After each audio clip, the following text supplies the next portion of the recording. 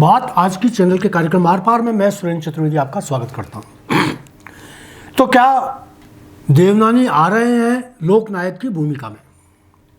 राजनेता और लोकनायक में बहुत अंतर होता है। राजनेता सियासत का राजमुकुट होता है, जबकि लोकनायक समाज का राजतिलक।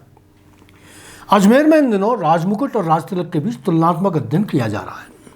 राजमुकुट ने पिछले दिनों एक राजाधिकारी को लेकर जो छिछालेदार करवाई पूरा राज्य जानता है।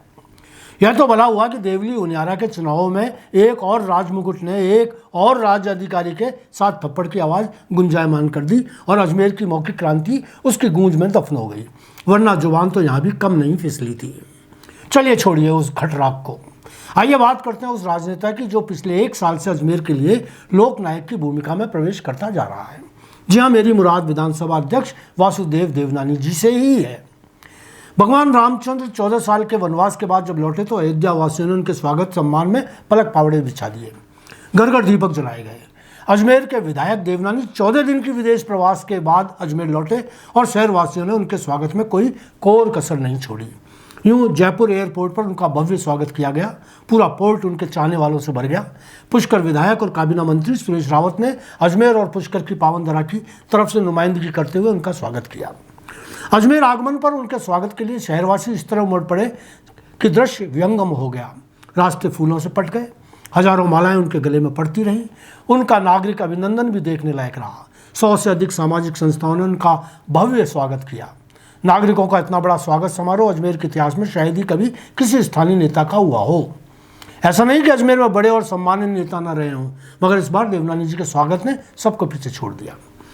लोकनायक का जिक्र छिड़ा तो मुझे अजमेर नगर परिषद के सभापति स्वर्गीय वीर कुमार याद आ गए, जिनके असामयिक निधन पर पूरा अजमेर उनकी शव यात्रा में उमड़ पड़ा था।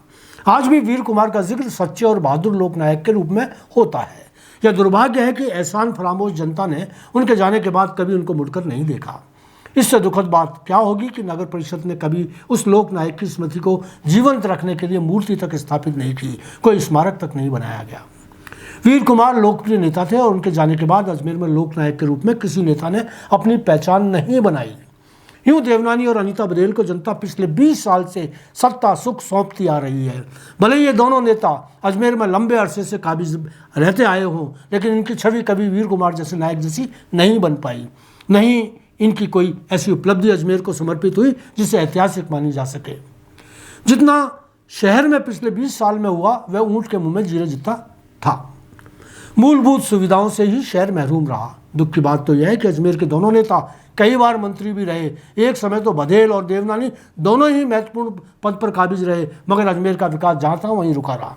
इस बार देवनानी ने अपने कार्यकाल की जिस धुआंधार रूप से शुरुआत की है, उससे फिर एक बार वीर कुमार की वापसी के सपने शहर की आंखों ने पाल लिए हैं। यूँ उन पर आर्थिक प्रबंधन का कोई आरोप कभी नहीं लगा, मगर सत्ता पर उन्होंने घुड़सवारी करके कोई मैदान नहीं मारा। इस बार पहले दिन से लगने लग गया था कि अब वो पुराना देवनानी नहीं रहा। इस बार शहर के हर सपने को पूरा करने का उनका इरादा साफ ही नजर आ रहा है। विधानसभा अध्यक्ष का गरिमामय पद होते हुए भी वह अपनी विधायकीय कर्तव्यों का पालन कर रहे हैं। 1 साल के उनके कार्यकाल में अजमेर को राहतों की बड़ी शुरुआत होती नजर आ रही है। शायद यही वजह है कि जनता उनकी छवि उत्तरोत्तर सकारात्मक होती जा रही है। लोगों को उनमें लोकनायक नजर आने लगा है। जिस बहादुरी से वह प्रशासन को जनहित में जोत रहे हैं वह सराहनीय है। मित्रों, आपको याद होगा कि मैं चुनावों से पहले खुलकर देवनानी विरोधी ब्लॉग्स लिख रहा था।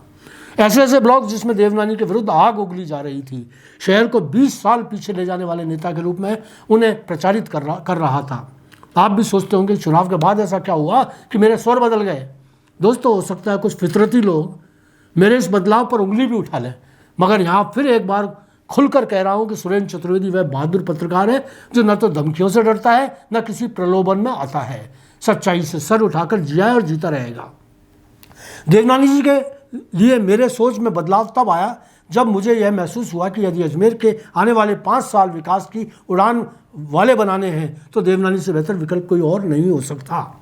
देवनानी जी से मेरी मुलाकात हुई, तभी मैंने उनसे वादा ले लिया कि अजमेर के 20 साल जैसे गए चले गए, अब आने वाले सालों में उनकी भरपाई करनी होगी।